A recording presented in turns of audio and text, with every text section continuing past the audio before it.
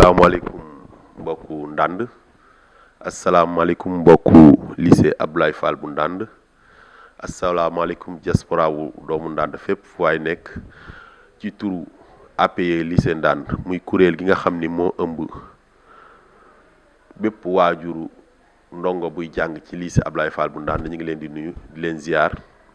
di ñëw di indi ak yéen waxtaan bi nag li ko waral du lenn lu dul dafa am lu ngeen ñu dénk te nit ki bu la dénkee nga di ko doxal dafay jaadu soo demee ba benn jamono nga taxaw indil ko ay leeral ci la mu la dénk ci loolu moo tax ñu ñëw tey bureau APE ginnaaw bi mu demee tey ci li nga xam ni mooy réunion comité de gestion de fin d'année bu lycée bi mu ñëw di leen defal compte rendu waaye indi tuuti waxtaan rek ci li nga xam ni ñoo ko bokk muy lycée bi te lycée bi li ñu ci soxal ak tax ñoo jóg ak tax ñuy xar suñu tànk tubéy mooy réussite ndongo yi nga xam ne ñooy yëngu ci lycée bi moo tax ma ànd tey ak suma trésorier man le président de l'APE ànd ak le trésorier général de l'APE muy Moussa Gueye ñu war def ak yéen tuuti waxtaan di wax ni rek alhamdulilahi rabbil alamin ñëpp xam nañ ni tey année bii ñu génn dafa nekk année exceptionnelle ci réew mi yëpp muy feebar bi di mbas mi fi jaar di la Covid 19 dafa laal secteur yëpp ba noonu tax na lii nga xam ni mooy njàng ak njàngale mi rawatina fii ci Ndande mucc ci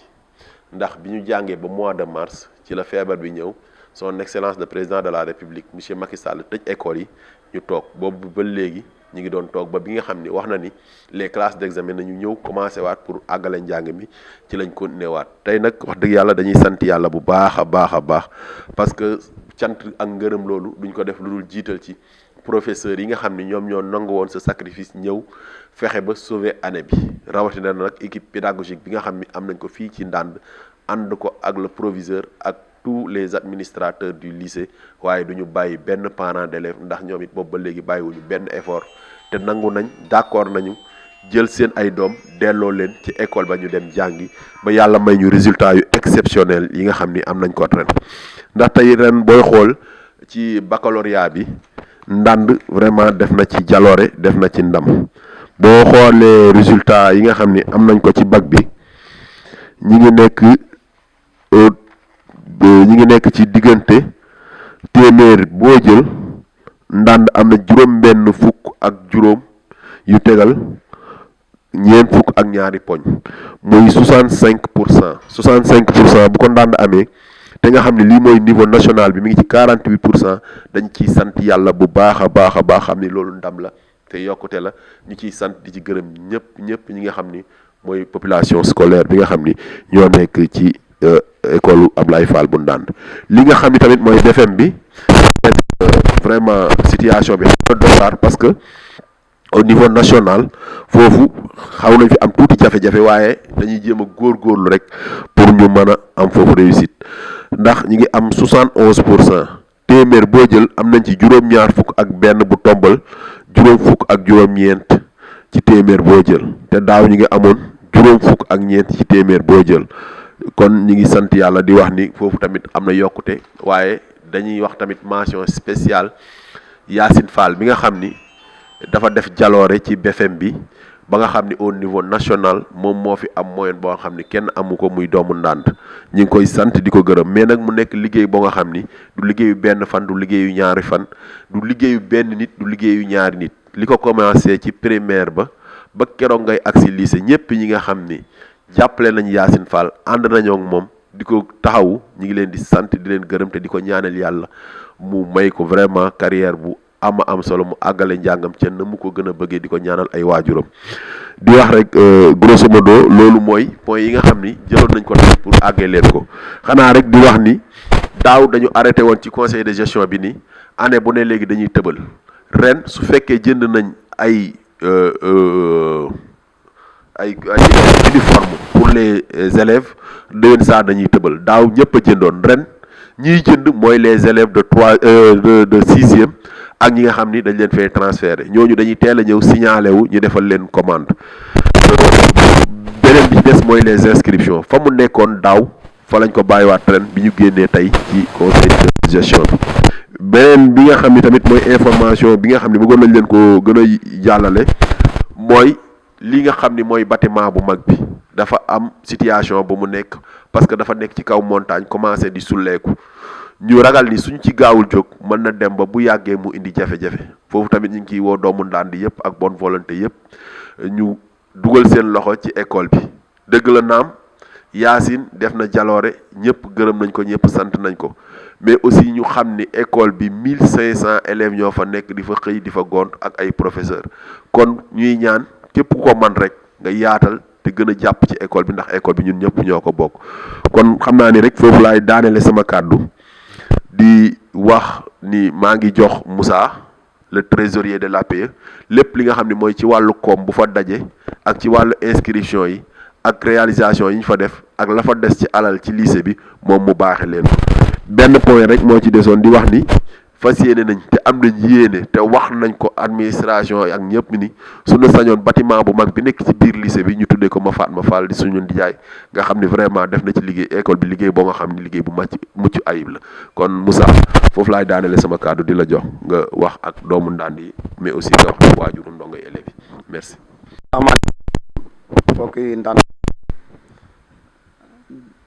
asalaamaaleykum mbokk immigré yi nekk ci diaspora bi ñu ngi leen nuyu di leen ziar bu baax a baax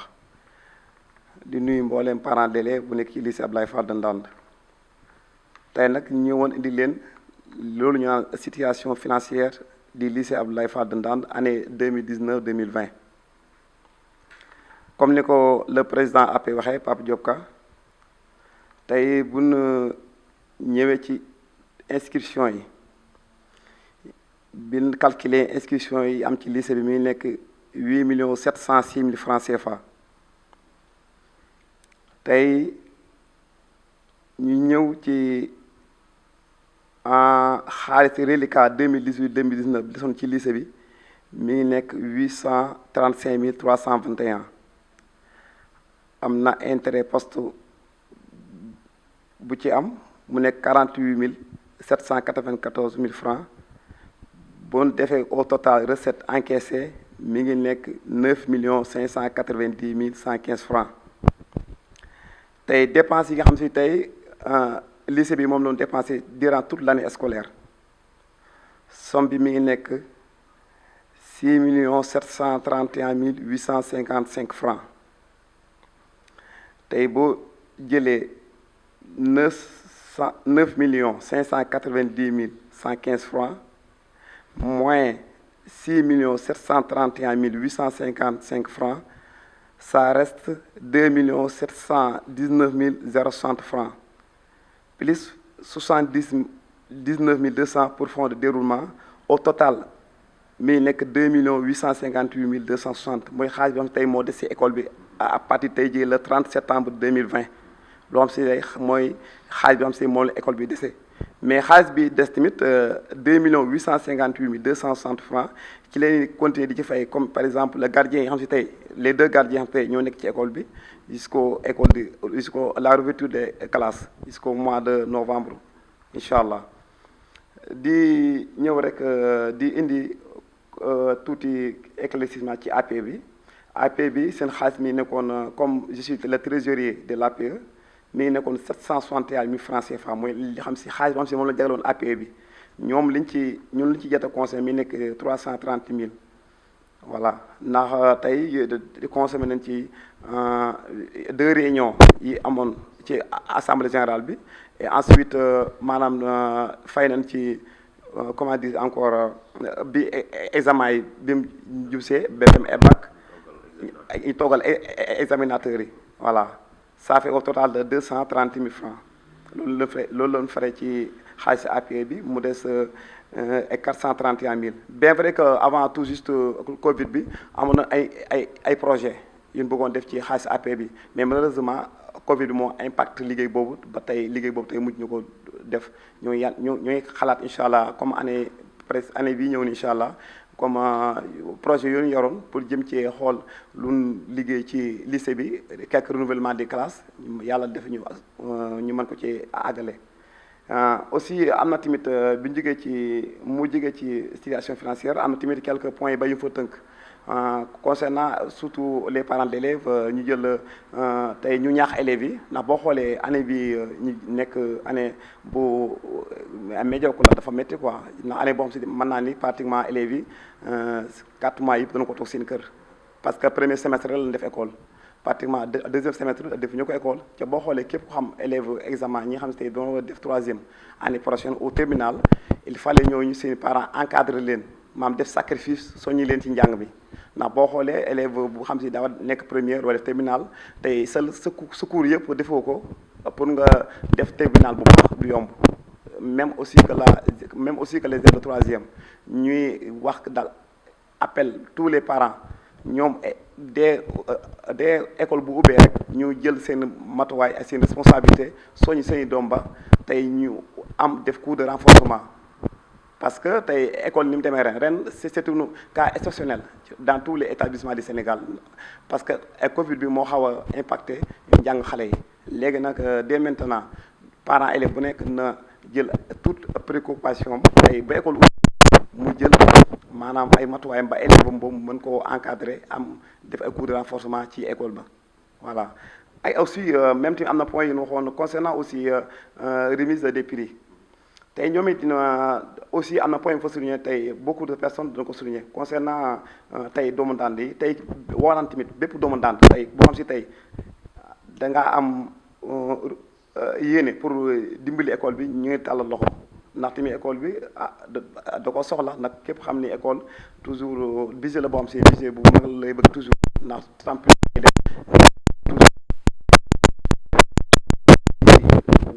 woo doomu daan yëpp même aussi concernant aussi pour la remise des prix aux élèves ñi ngi wax tamit maanaam bépp doomu daan boo xam si tey jug na pour récompenser ay élèves ñu ngi ko ci woo ci jamono boo xam si nii ñi ngi récompenser élèves yi dans les bulletins du premier semestre nañ ñoom à part. merci Moussa vraiment exposé bi leer na rafet na te commentaire yi tamit ni nga ko waxee rek yaakaar naa bàyyiwoo dara di santaan nag di gërëmaat doomu ndànd yëpp bàyyiwuñu kenn képp kuy doomu ndànd ñu ngi lay sant di la gërëm parce que kóolute dafa metti dafa diis confiance ak kóolute boobu ngeen jël teg ko sunu mbagg yi lu ñu yëg la lu ñu sentir la di soññante di wax ñëpp rek nañu góorgóorlu ci di joxante cër nag weesuwul nit ki su fekkente ni da nga ko dénk benn structure lépp loo nga xam ne daf caa jëm nañ ko jox cëram foofu nag dama ciy leeral lu tuuti rek lu bariwul parce que coow li dafa bari ci benn mbir mu fi amoon muy remise wala bokk je ne sais pas benn événement bu amoon ci lycée bi bu bari cafouillage yu ci am bari commentaire yu ci am ñu bari doon ma si déglu mais dama ni woon du ma si wax mais teggi tuuma du yàq du ragal mais sang sab der la ce qui s'est passé mooy lii sunu rakk sunu jarbaat doomu Abdou Fall Yacine ñu xam ko bi yàgg sunu ay doom waa kër Ndiaga Mbaye di sama premier vice président dañ leen waroon honorer muy lu ñuy rafetlu te lu ñu waroon def parce que nag Yacine bii mooy 3e année ren rek peut-être caméra ñëwul mais honoré nañ ko 700 000 lañ dégagé pour tous les meilleurs élèves premier semestre APE ak lycée bi ñëw jox leen ay récompenses pour ñeneen ñi ci ginnaaw di traîner le pas ñu mën a kii te yaakaar naa ni kon 700 000 yooyu ñu doon dégagé di ko jënd ay prime di leen ko jox mi ngi apporter ses fruits kon ñooñu sunu ay doom lañ ñooñu yàgg nañu jëflante yàgg nañu doxlante ak ñoom bu ñu demee ci cérémonie boo nga xam ni gisuñu fa APE ñu réclamer ko teg yenn kàddu yi ci deram dafay jaadu ñun ñi nga xam ne ñun da yàlla teg tey responsabilité boobu suñu kanam ñu leeralal mbir mi nit ñi nu ñu demee woo na ma le jeudi sama téléphone mi ngi nii 20h48 xamal ma ni ma damay récompenser ay élèves au niveau du lycée ma ni ko loolu rafet la mais dafa mel ni nit ki su fekkente ni dafa am ay responsabilités modestie à part du man mais c'est l'institution nga jox ko gëddaam parce que il fallait parler des termes de référence ñu xam lan moo xew parce que lycée kenn du ko politiser man musuma fa woo caméra musuma politiser lycée bi mais loolu yëpp amul nga ñëw ni nit ñi informé naa l'APE jeudi nan ngay woowee nit ki à 20h48 ni ko suba à 9h soxla naa la te ku xam ni ñun commune la ñuy liggéey les vendredis on ne bouge pas parce que ci vendredi bi la nit ñi di profité pour ñëw bu dul dara